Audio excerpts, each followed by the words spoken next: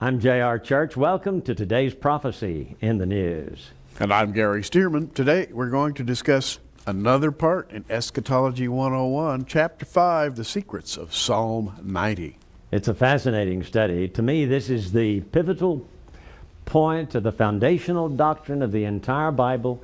Moses gave us Genesis chapter 1, and Moses explains Genesis chapter 1 in Psalm 90. So stick around. You're going to enjoy today's program.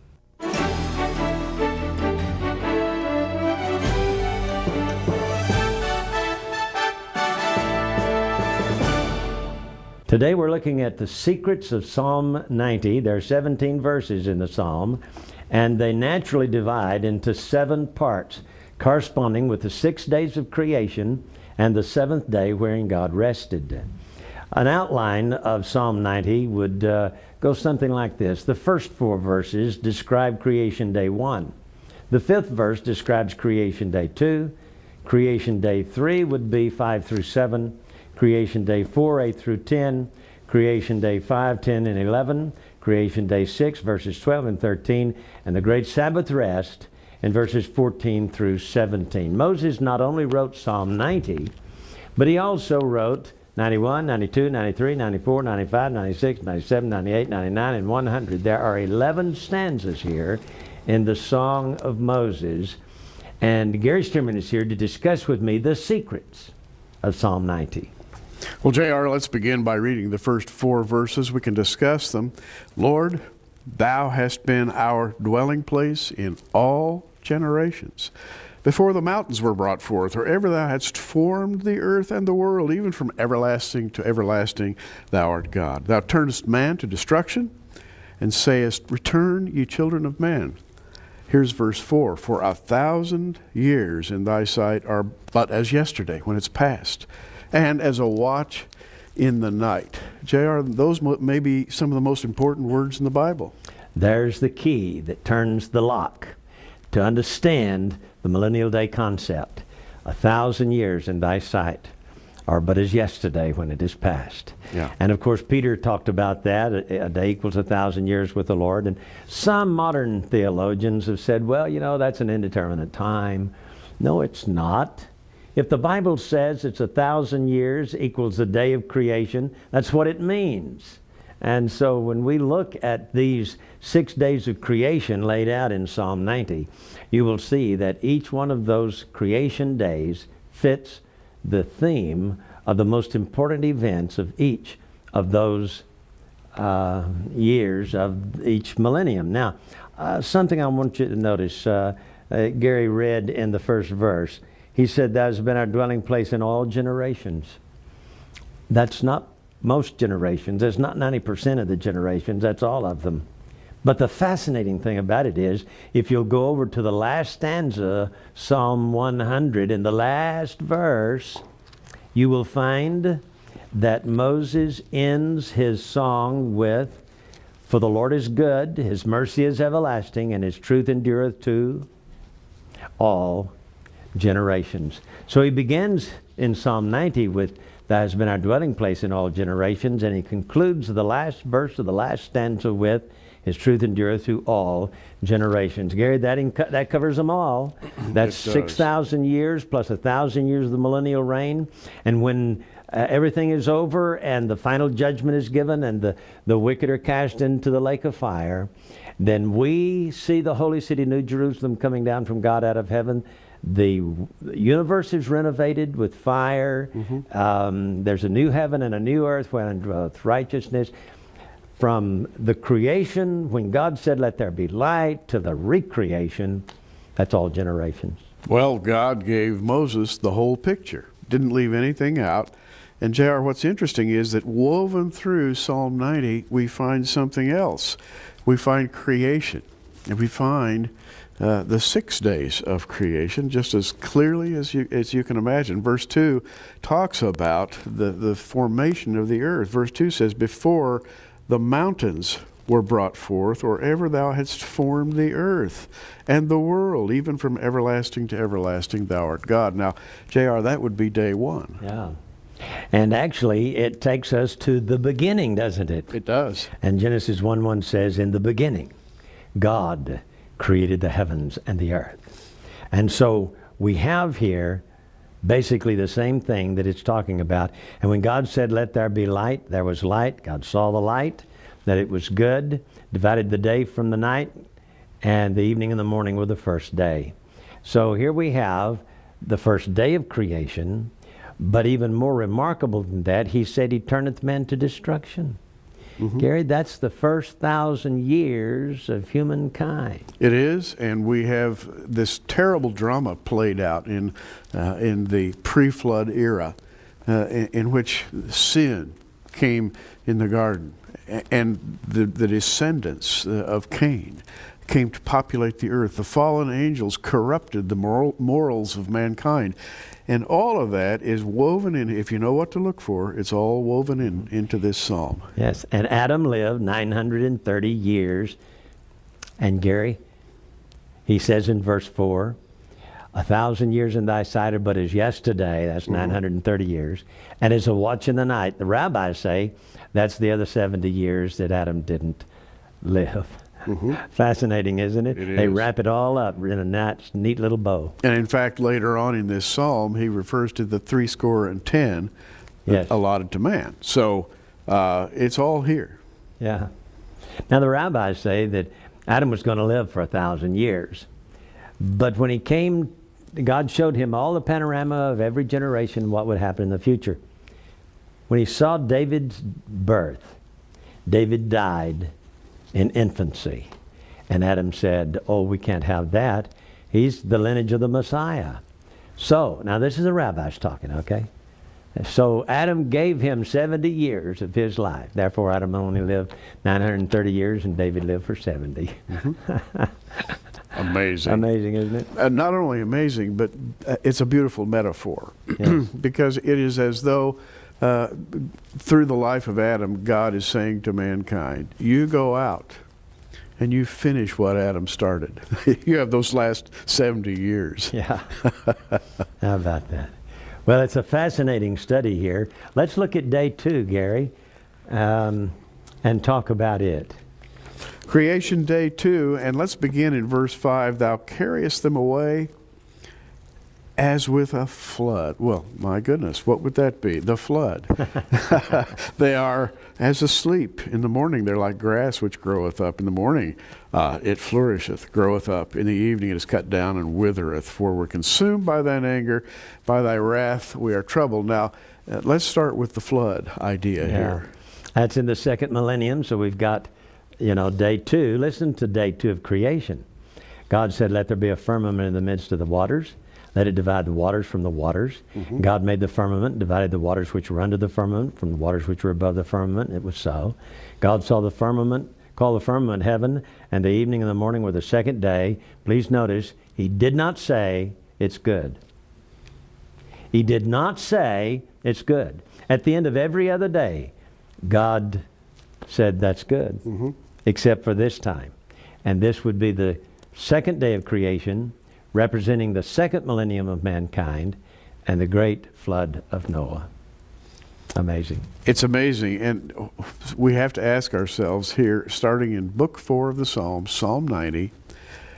This is the Numbers book of the Psalms, J.R., the wilderness march. And what it is sort of the trek of mankind across history. And in all the verses of Psalm 90, we see the trek of mankind in those days of creation and then out beyond that. And we have here, just following the verse we have discussed in verse 6, in the morning it flourisheth, groweth up, in the evening is cut down wherewith. For we are consumed by thine anger, by thy wrath we are troubled. Thou hast set our iniquities before thee, our secret sins in the light of thy countenance. What would that be? Well, it's fascinating. You talked about the grass there. Yes. Listen to day 3. And God said, let the waters under the heaven be gathered together into one place. Let the dry land appear. That's what happened after Noah's flood. And it was so. And God called the dry land earth. Now, please understand, this is creation day. But it is a metaphor of what happened after the flood. Right. And God called the dry land earth, and he gathered together the waters he called seas. God saw that it was good. And God said, let the earth bring forth grass. There it is. The same thing you read there, see? In the morning it flourisheth, in the evening it withereth. And so he talked about grass and all of the vegetation. The earth brought forth grass, and the herb yielding seed after his kind. So this was day 3. Well, in the third millennium, we have a repopulation of the earth. We have the trees growing again, and the grass growing again, and all the fruit and the seed that was in the earth, all washed away by the flood, being renewed. Amazing. We do. And I read on into the fourth day, just kind of continuity there. The fourth day, we're consumed by thine anger, and by thy wrath we're troubled. Thou hast set our iniquities before thee, our secret sins in the light of thy countenance. J.R., this fourth day, the fourth day of man featured drama. Yes. It's the rising of Israel, the crashing of Israel, Yes. The coming of David. And all in the fourth millennium. All in Babylonian captivity. Yes. The Assyrian captivity. Right. Indeed. But notice he said, in the light of thy countenance. Yes. Listen to day 4. Day 4, God said, let there be lights in the firmament of the heaven to divide the day from the night. Let them be for signs and seasons and days and years. Gary, it's so perfect here. Everything that Psalm 90 lists is the creation in chronological order. And then the bigger picture as it becomes a view of each millennium. And you know, the lights in the fourth day would be David and David's son, the Lord Jesus Christ. And the prophets. And the prophets. Yeah. All of those lights arose in that time, and metaphorically then the lights in the heavens refer to these people. Yes. And you know, when you get to Isaiah, Jeremiah, Ezekiel, Daniel, the minor prophets, they're all not only lights in the sky, but they're there for signs. They give us the signs, the prophecies of the future. And that's what he said here. Let them be for signs and seasons and for days and years. Amazing, isn't it? It is amazing. Continuing on, and again, we're reading in Psalm 90, the Psalm of Moses. And as we look at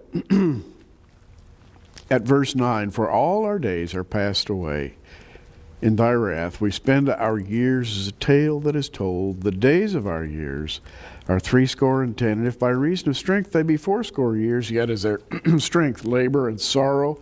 Excuse me. For it is soon cut off, and we fly away. Yeah. What's that talking about? Now those 70 years, 70. 70 years in a generation there. And of course, as the rabbis referred to verse 4, 1,000 years in thy sight are but as yesterday, and as a watch in the night. Those 70 years appear to be a watch in the night. They appear to be the number of the days of man. But there are two things, one in the fourth, one in the fifth millennium, that this could refer to. In the fourth millennium, Israel went into Babylonian captivity for how many years? 70. But when Jesus came at the beginning of the fifth millennium, in AD 70, the Romans came and destroyed Jerusalem. So we've got a 70-year period in both the fourth and the fifth millennium, and we do not know which one it represents. Could represent both, but we know this for sure. It's there in Psalm 90, and it's a magnificent picture. Take your pick. It's the fourth day and the fifth day of creation. Listen to the fifth day here. It says, God said, let the waters bring forth abundantly the moving creature that hath life, and the fowl that fly above the earth, and the open heavens. He created great whales and every living creature that moveth. And the waters brought forth abundantly after their kind, and winged fowl after his kind. And God saw that it was good. And God blessed them and said, be fruitful and multiply. And I want to stop right there and tell you, Gary, that when Jesus came and died on Calvary and rose again on the third day, you and all the generations of believers went forth to be fruitful and multiply. That's called soul winning.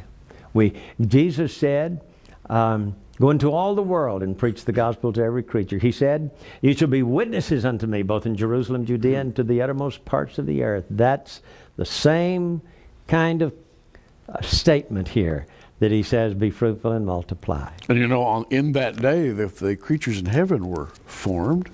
And here in Psalm 90, verse 10, strength, labor, sorrow, for it is soon cut off, and we fly away. The metaphor of the birds that were created. Now, that can't be any coincidence. Yeah, It's that's a the pattern. fifth day of creation, the birds, Yeah. to fly in the heavens. We fly away. Reference to the birds. Right. And a reference to the end of life Yeah. when we fly away. So it's really fascinating. Tell me about day 6. Day 6, I'm going to start in verse 11. Who knoweth the power of thine anger? Even according to thy fear, so is thy wrath. So teach us to number our days, that we may apply our hearts unto wisdom. Return, O Lord, how long? And let it repent thee concerning thy servants. Wow. Yeah. Return, O Lord, how long? So here we have the 6th day of creation. We do. And the 6th millennium. And at the end of the 6th millennium, he's going to return. And that's what all the preachers are preaching. They have been now for decades. They've been saying Jesus is coming soon. Yes. So Moses said it first. He said it in the Psalms. He said Right. this represents the 6th day of creation, and this represents the return. You see, he couldn't return if he hadn't been here once already. Yeah. So this is the second coming of Christ. It is. So here we are in verse 24, Genesis 1.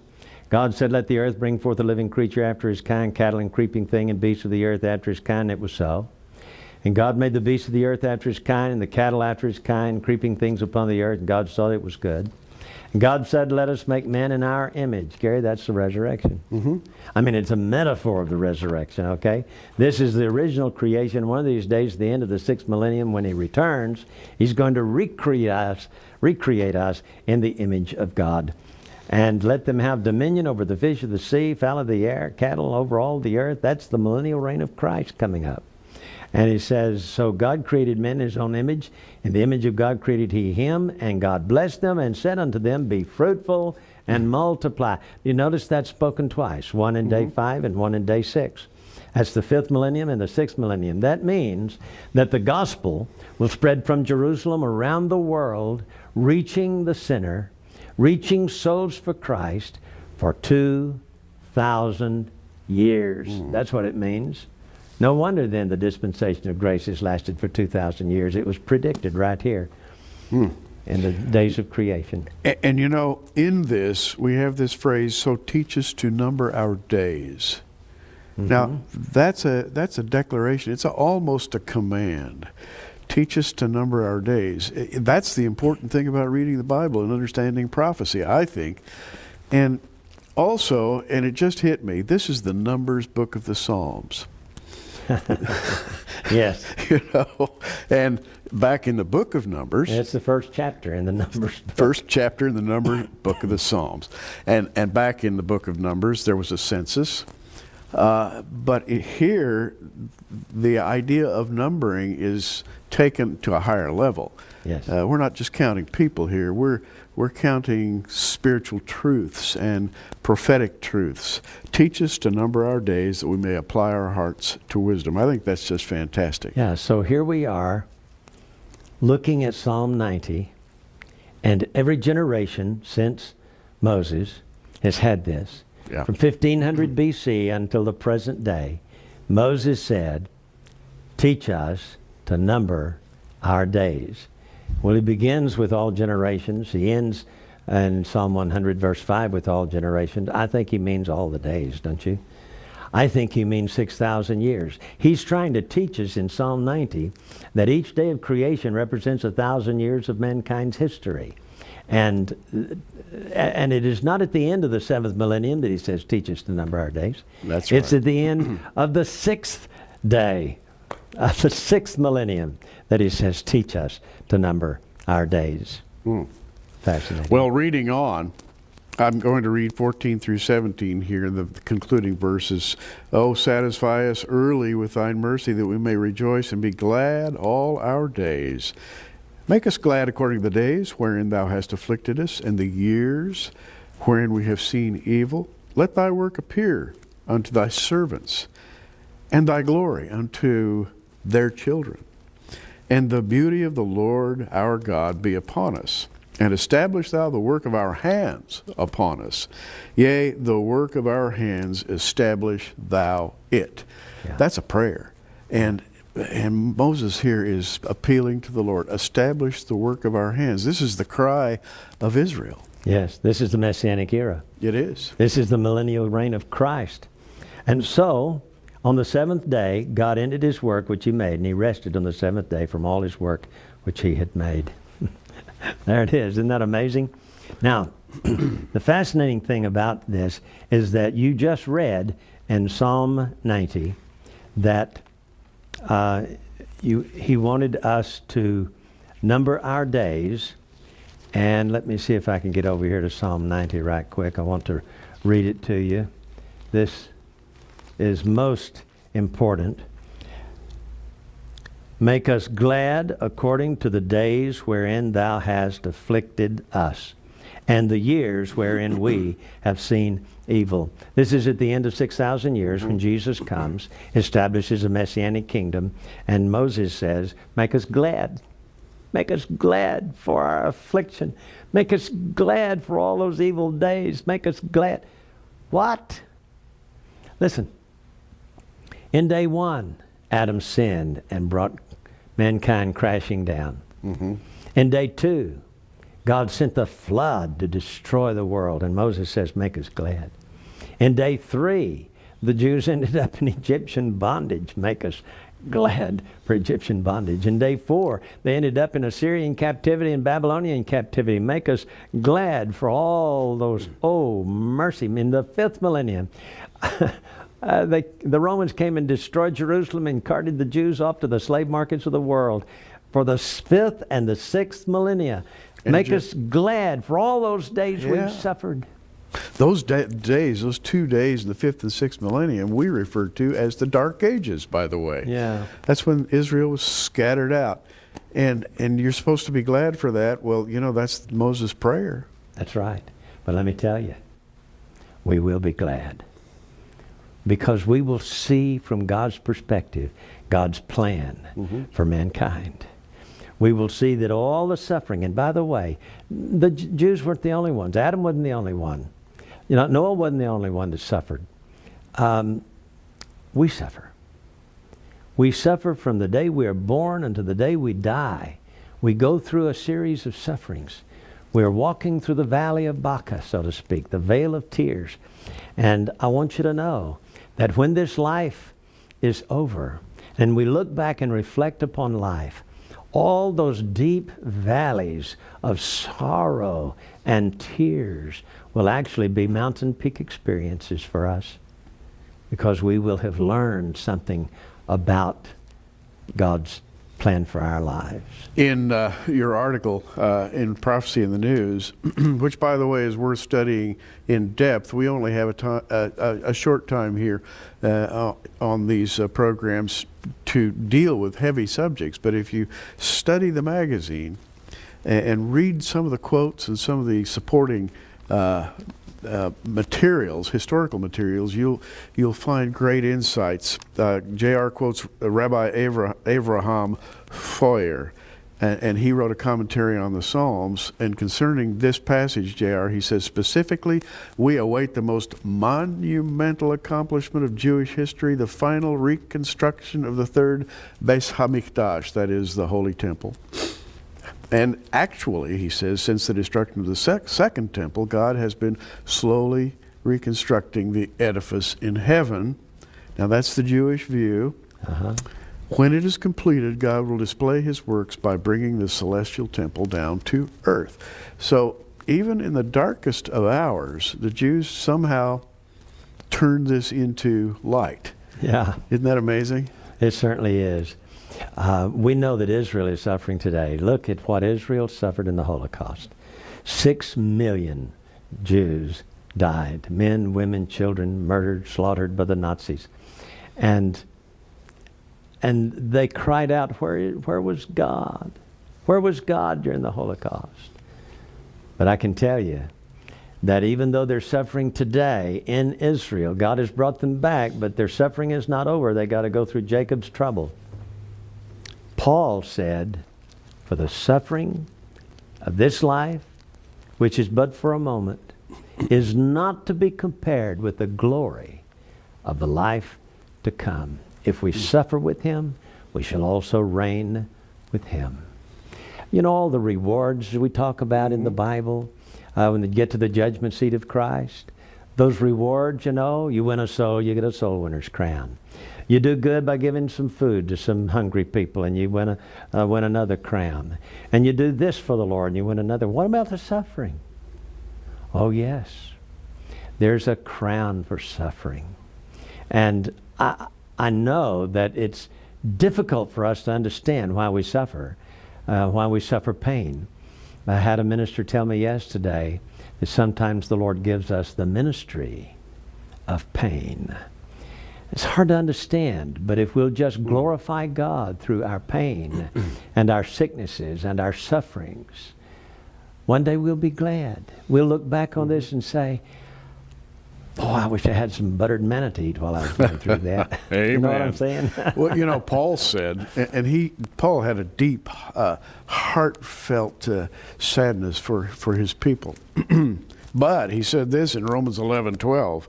Now, if the fall of them, that is the Jews, be the riches of the world, and the diminishing of them, the riches of the Gentiles, how much more their fullness? Yeah. So Paul saw this end from the beginning idea. He knew that Israel had fallen, but he also envisioned their fullness. Yes. This is exactly what we're talking about.